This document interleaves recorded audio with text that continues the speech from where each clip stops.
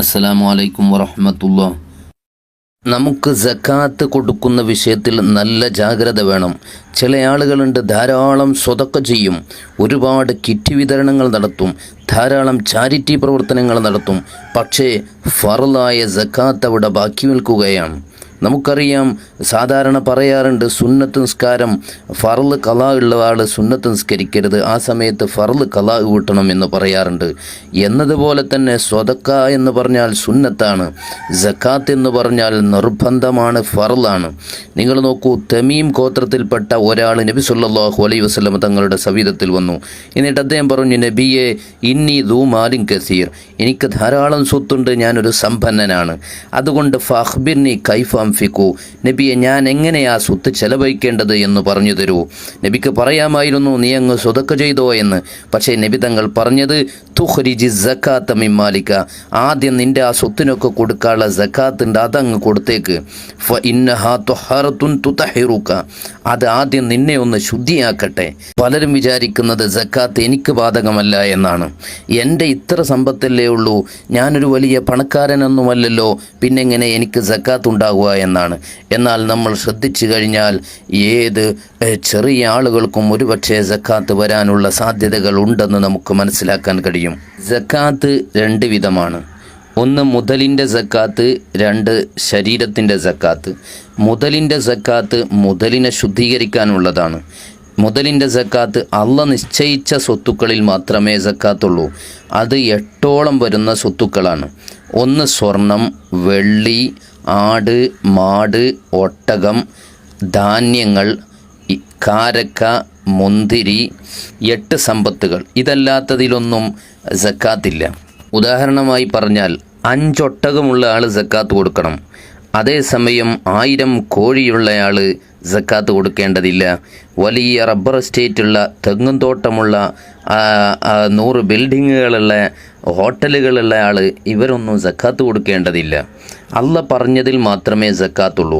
അതേസമയം ഇതൊക്കെ വെച്ച് കച്ചവടം ചെയ്യുകയോ ഇതിൽ നിന്നൊക്കെ വരുമാനം കിട്ടി പണമുണ്ടാവുകയോ ചെയ്താൽ അതിന് വേറെ സക്കാത്തുണ്ട്. അതേസമയം സ്വത്ത് എന്ന നിലക്ക് ഈ 8 സാധനങ്ങളിൽ മാത്രമേ സക്കാത്തുള്ളൂ. ഈ പറഞ്ഞതിൽ നിന്ന് നമുക്ക് ബാധകമാകുന്ന സക്കാത്ത് സ്വർണം, വെള്ളി, അതുപോലെ തന്നെ കച്ചവടച്ചരക്കുകൾ, പണം, ഈ 4 സംഭവങ്ങളെയുമാണ് നമ്മെ ബാധിക്കുന്നത്. നമുക്ക് ഈ 4 വിഷയങ്ങളെ സംബന്ധിച്ചൊന്ന് ഡീറ്റെയിൽഡായിട്ട് പഠിക്കാം. സ്വർണം, വെള്ളി, ഇത് സ്വർണത്തിൻ്റേതാണെങ്കിൽ 20 മിസ്കാൽ, അതായത് 85 ഗ്രാം, ഏകദേശം പറഞ്ഞാൽ ഒരു 10.5 പവൻ സൂക്ഷിക്കാനുള്ള സ്വർണം. അത് സ്വർണ്ണ ബിസ്ക്കറ്റുകളായിട്ടോ കോയിനുകളായിട്ടോ, ചിലപ്പോൾ ചില ആളുകൾ ആഭരണം സൂക്ഷിക്കാൻ വേണ്ടി വാങ്ങും. അങ്ങനെ ആയാലും അതിന് സക്കാത്തുണ്ട്. ധരിക്കാൻ വേണ്ടി വാങ്ങിയ ആഭരണങ്ങളല്ല, അതെപ്പോഴും ധരിക്കണം എന്നില്ല, ധരിക്കാൻ വേണ്ടി വാങ്ങിയ ആഭരണങ്ങളാണ്. അതല്ലാത്ത ആഭരണങ്ങളായാലും സ്വർണ്ണ ബിസ്ക്കറ്റായാലും കോയിനായാലും സൂക്ഷിക്കാൻ വേണ്ടി ഇങ്ങനെ സ്വർണം വാങ്ങി വെച്ചാൽ അത് 10.5 പവൻ, ഏകദേശം 85 ഗ്രാമിൻ്റെ മുകളിലുണ്ടെങ്കിൽ അതിന് ഒരു വർഷം തികഞ്ഞാൽ 2.5% സക്കാത്ത് കൊടുക്കണം. വർഷം തികയുന്നതിൻ്റെ ഇടയിൽ അതൊന്ന് കുറഞ്ഞു പോയാൽ, ഏകദേശം ഉദാഹരണം പറഞ്ഞാൽ ഒരു 10.5 പവനിലധികം സ്വർണ്ണം എൻ്റെ കയ്യിലുണ്ടായിരുന്നു, റബിയുൽ അവ്വലായപ്പോൾ അത് 5 പവൻ ഞാൻ വിറ്റു കളഞ്ഞു. അപ്പോൾ എനിക്ക് നേരത്തെ പറഞ്ഞ ആ കണക്ക് കുറഞ്ഞു പോയി. എന്നാൽ പിന്നെ എൻ്റെ സക്കാത്ത് അവിടെ വരുമ്പോൾ അവസാനിച്ചു പോകും, എനിക്ക് സക്കാത്ത് കൊടുക്കേണ്ടതില്ല. അതേസമയം വീണ്ടും ഞാനൊരു 20 പവൻ വാങ്ങി, അത് ഏകദേശം ഒരു 100 ഗ്രാം വാങ്ങി എന്ന് കൂട്ടിക്കോളൂ, എന്നാൽ അവിടെ മുതൽ വീണ്ടും ഒരു വർഷം തികയണം. ഇങ്ങനെയാണ് സ്വർണത്തിൻ്റെയും വെള്ളിയുടെയും. വെള്ളിയുടെ കണക്ക് മാത്രം നമ്മൾ പഠിച്ചാൽ മതി, ബാക്കി വിഷയങ്ങളൊക്കെ ഇതുപോലെ തന്നെയാണ്. 595 ഗ്രാം വെള്ളി ഒരാളുടെ കയ്യിലുണ്ടായാൽ അയാൾക്ക് വെള്ളിയിൽ സക്കാത്ത് കൊടുക്കണം, 2.5% സക്കാത്ത് കൊടുക്കണം. രണ്ടാമത് നമ്മൾ അറിയേണ്ടത് പണത്തിൻ്റെ സക്കാത്താണ്. ആദ്യകാലത്തൊക്കെ വിനിമയങ്ങൾ നടത്തിയിരുന്നത് സ്വർണ്ണ നാണയങ്ങളും വെള്ളി നാണയങ്ങളും ഉപയോഗിച്ചായിരുന്നു. ഇപ്പോൾ അത് പ്രാബല്യത്തിലില്ല. അപ്പോൾ അതിൻ്റെ സ്ഥാനത്ത് നിൽക്കുന്ന പണം, ആ പണത്തിനും നമ്മൾ സക്കാത്ത് കൊടുക്കണം. സാധാരണ സ്വർണത്തിനും വെള്ളിയോടും തുലനം ചെയ്തിട്ടാണ് ഇതിലുള്ള സക്കാത്ത് കണക്കാക്കുന്നത്. അതിൽ സ്വർണത്തിനാവുമ്പോൾ 85 ഗ്രാം ആവും. 85 ഗ്രാം എന്ന് പറഞ്ഞാൽ അതിൻ്റെയും അതുപോലെ തന്നെ വെള്ളിയിൽ 595 ഗ്രാമാണ്. ഇതിൻ്റെ രണ്ടിൻ്റെയും മൂല്യം കൂട്ടുമ്പോൾ ആദ്യം നമുക്ക് കണക്കെത്തുന്നത് വെള്ളിയുടേതാണ്. കാരണം വെള്ളിക്ക് മൂല്യം കുറവായതുകൊണ്ട്. അതുകൊണ്ട് 595 ഗ്രാം വെള്ളിയുടെ മൂല്യം ഒരാളുടെ കയ്യിൽ ആ മൂല്യത്തിനുള്ള പണം ഏകദേശം നമുക്കറിയാം, ഏകദേശം ഒരു 25,000 രൂപ, അത് നമ്മൾ മാർക്കറ്റ് പ്രൈസ് നോക്കണം, ഏകദേശം ഒരു 25,000 രൂപയുടെ അടുക്കൽ പണം ഒരാളുടെ അടുക്കൽ ഒരു വർഷം വിനിമയം നടക്കാതെ, ഇടപാട് നടക്കാതെ സൂക്ഷിപ്പായിട്ടുണ്ടെങ്കിൽ അയാൾ ആ പണത്തിന് സക്കാത്ത് കൊടുക്കണം. അപ്പോൾ ഒരു 25,000 രൂപ ഒന്നും ഒരു വർഷം കയ്യിൽ പിടിക്കണമെങ്കിൽ വലിയ സമ്പന്നനാകേണ്ട ആവശ്യമൊന്നുമില്ല. അപ്പോൾ എല്ലാവരും ശ്രദ്ധിക്കേണ്ട ഒരു കാര്യമാണ്, ഒരു വർഷം അത് നമ്മുടെ കയ്യിൽ ഉണ്ടെങ്കിൽ അതിന് നമ്മൾ സക്കാത്ത് കൊടുത്തേ മതിയാകൂ. 2.5% സക്കാത്ത് കൊടുക്കണം.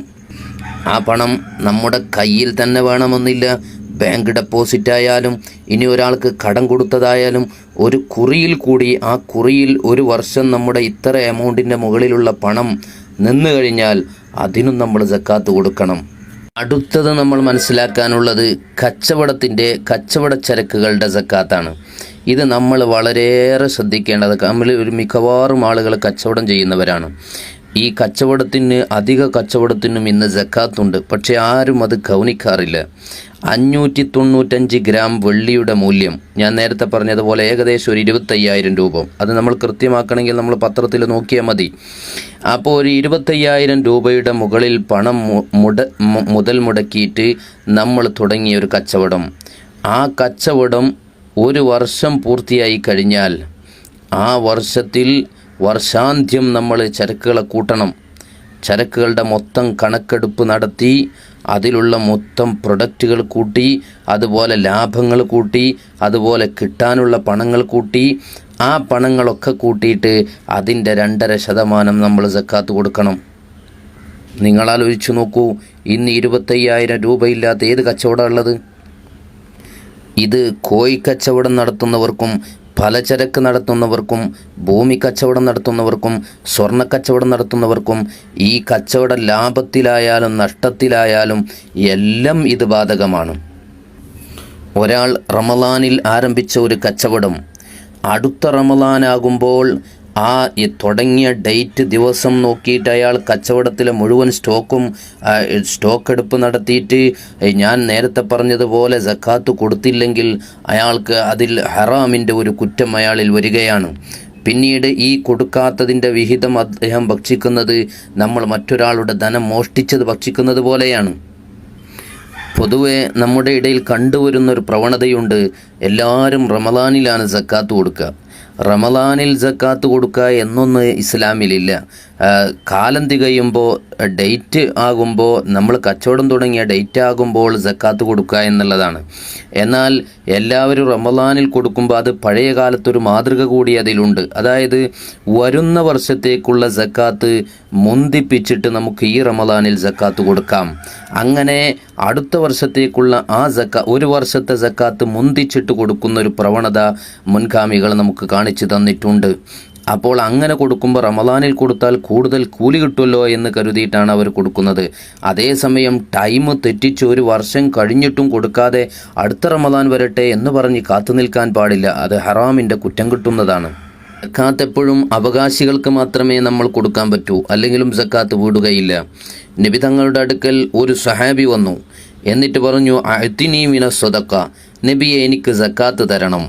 സക്കാത്തിൻ്റെ അവകാശികൾക്ക് സക്കാത്ത് ചോദിക്കുന്നതിനൊരു കുഴപ്പമില്ല, അത് അവരുടെ അവകാശമാണ്. അപ്പോൾ നബി തങ്ങൾ പറഞ്ഞു, ഇന്നല്ലാഹ തആല ലം യർള ബിഹുക്മി നബിയ്യിൻ വലാ ഗൈരി, ഒരു നബിക്കോ മറ്റാർക്കുമോ തീരുമാനമെടുക്കാൻ പറ്റാത്ത കാര്യമാണ് സക്കാത്തിൻ്റെ അവകാശികളെ. അതുകൊണ്ട് അല്ലാഹു തആല തന്നെ അതിൽ ഒരു വിധി വിധിച്ചിട്ടുണ്ട് ആരൊക്കെയാണ് അതിൻ്റെ അവകാശികൾ എന്ന്. ഫജസ്സാഹ സമാനിയത അജ്സാ, അല്ലാഹു തആല അതിൽ 8 അവകാശികളെ പറഞ്ഞിട്ടുണ്ട്. ഫഇൻ കുന്ത മിൻ തിൽകൽ അജ്സാ, ആ വിഭാഗത്തിൽ നീ പെടുന്നുവെങ്കിൽ അഅതൈതുക ഹഖക, നിന്റെ വിഹിതം ഞാൻ നിനക്ക് തന്നേക്കാം. അതുകൊണ്ട് നമ്മൾ അതിൻ്റെ അവകാശിക്ക് തന്നെയാണോ കൊടുക്കുന്നത് എന്ന് ഉറപ്പുവരുത്തണം. അള്ളാഹിൻ്റെ ഖുർആൻ പറയുന്നുണ്ട്, അവകാശികളെ എണ്ണി പറയുന്നുണ്ട്. ഓ ഇന്നമ സ്വദഖാതു ലിൽ ഫുഖറാഇ വൽ മസാകീനി വൽ والعاملين عليها والمؤلفة قلوبهم وفي الرقاب والغارمين وفي سبيل الله وابن السبيل فريضة من الله والله عليم حكيم. ഈ ആയത്ത് സ്പഷ്ടമായിട്ടാണ് പറയുന്നത്. എല്ലാ ഹൈറായ കാര്യങ്ങളിലേക്കും കൊടുക്കാൻ പറ്റുമെന്ന് ചില വിവരദോഷികൾ പറയുന്നുണ്ട്. അത് ശരിയല്ല. അങ്ങനെയാണെങ്കിൽ അള്ളാഹു ഈ 8 ആളുകളെയും എണ്ണി പറയേണ്ടതില്ലല്ലോ. സക്കാത്ത് കൊടുക്കേണ്ടത് ഒന്ന് പരമദരിദ്രൻ, രണ്ടാമത്തത് ദരിദ്രരാണ്, പരമദരിദ്രരല്ലെങ്കിലും ദരിദ്രരാണ്, അഡ്ജസ്റ്റ് ചെയ്ത് ജീവിക്കുന്നവരാണ്. ഇന്നത്തെ ഏകദേശം ഒരുപാട് ആളുകളിലും ഈ ഒരു മിസ്കീന്മാരായ ആളുകളെയാണ് ധാരാളം നമുക്ക് കാണാൻ കഴിയുന്നത്. വൽ ആമിലീന അലൈഹ, അതുപോലെ തന്നെ ഈ പഴയ കാലത്ത് ഭരണാധികാരിയുടെ അടുക്കൽ സക്കാത്ത് കൊടുക്കും, അത് വിതരണം ചെയ്യാനും സംഭരിക്കാനും തൊഴിലാളികളെ വെക്കാറുണ്ട് ആ ഉദ്യോഗസ്ഥർ. അതിപ്പോഴത്തെ കാലത്തില്ല. വൽ മുഅല്ലഫത്തി ഖുലൂബുഹും, അതുപോലെ തന്നെ നവമുസ്ലിമീങ്ങൾ, അതിപ്പോഴും ഉണ്ട്. ഇപ്പോഴും നവമുസ്ലിമീങ്ങളെ നമ്മൾ നന്നായി സ്വീകരിക്കണം. അവർക്ക് കൊടുത്താൽ പ്രത്യേകം പുണ്യമുണ്ട്. അതുകൊണ്ട് അവർക്ക് നന്നായി കൊടുക്കണം. വഫിർ റിഖാബ്, അടിമത്ത മോചനം എഴുതിയവർ, അവരും ഇപ്പോഴില്ല. വൽ ഗാരിമീന, അതുപോലെ കടക്കാർ. ഇന്ന് ധാരാളമുള്ള ഒരു സംഭവമാണത്. കടക്കാരെ കടം കൊണ്ട് വിഷമിക്കുന്ന ധാരാളം ആളുകളുണ്ട്. ഒഫീ സബീലില്ല, അള്ളാഹുവിൻ്റെ മാർഗത്തിൽ വേതനം സ്വീകരിക്കാതെ യുദ്ധം ചെയ്യുന്ന ആളുകൾ. അവർ സമ്പന്നരാണെങ്കിൽ പോലും അവർക്ക് കൊടുക്കാന്ന, അതും ഇക്കാലത്ത് ഇല്ല. വബിനി സബീൽ, യാത്രക്കാർ, വഴിയാത്രക്കാർ, അതായത് നല്ല അള്ളാഹുവിൻ്റെ ഹലാലായ യാത്രക്ക് പോകുന്ന ആളുകൾ, അവർക്കും കൊടുക്കാം. ഫരീളത്തൻ മിനല്ലാഹ്, ഈ 8 ആളുകൾക്കാണ് കൊടുക്കേണ്ടത്. ഈ ഫീ സബീലില്ല എന്ന് പറഞ്ഞാൽ അള്ളാഹിൻ്റെ മാർഗത്തിൽ എന്നൊരർത്ഥം വെച്ച് പോയിട്ട് സാധാരണ അറബികളൊക്കെ പറയുന്ന ഫീ സബീലില്ല അള്ളാഹിൻ്റെ മാർഗത്തിൽ എല്ലാ ഖൈറാത്തുകൾക്കും പറയുന്ന കൂട്ടത്തിൽ ഒരർത്ഥം വെച്ചിട്ട് ബാക്കിയുള്ളതിനൊന്നും എണ്ണാതെ എല്ലാ നന്മകൾക്കും പത്രപ്രവർത്തനത്തിനും അതിനൊക്കെ പറ്റുമെന്ന് പറയുന്ന ആളുകളുണ്ട്. അത് ശരിയല്ല. അങ്ങനെയാണെങ്കിൽ ഈ 8 വിഭാഗത്തെ അള്ളാഹു എണ്ണേണ്ട ആവശ്യമുണ്ടായിരുന്നില്ല. പിന്നെ നമ്മൾ അറിയേണ്ടത് 3 വിധത്തിലാണ് സക്കാത്ത് കൊടുക്കേണ്ടത്. അത് ഫിത്ർ സക്കാത്താണെങ്കിലും ഈ സക്കാത്താണെങ്കിലും ഒക്കെ 3 വിധത്തിലാണ് കൊടുക്കുക. ഒന്ന്, അതിലേറ്റവും അഫ്ളലായതും നല്ലതും സന്തോഷമുണ്ടാക്കുന്നതുമായ ഒരു കാര്യം ഉടമ നേരിട്ട് അവകാശിക്കാണ്ട് കൊടുക്കുക എന്നുള്ളതാണ്. ഏറ്റവും നല്ല രീതി അതാണ്. രണ്ടാമത്തത് ഇപ്പോഴത്തെ ബാധകമല്ല, ഇസ്ലാമിക ഭരണമുള്ള സ്ഥലത്ത് അവിടുത്തെ ഭരണാധികാരിയെ കൊണ്ട് ഏൽപ്പിക്കുക. മൂന്നാമത്തത് നിബന്ധനകളൊത്ത ഒരു വക്കീലിനെ ഏൽപ്പിക്കുക. അത് ഇപ്പോഴും പറ്റും. ഒരാളെ വക്കീൽ എന്ന് പറഞ്ഞാൽ ഒരു സംഘടന പറ്റൂല, ഒരു കമ്മിറ്റി പറ്റൂല. അതേസമയം ഒരാളെ, ഒരു നിശ്ചിത വ്യക്തിയെ നമ്മൾ ഏൽപ്പിക്കുക.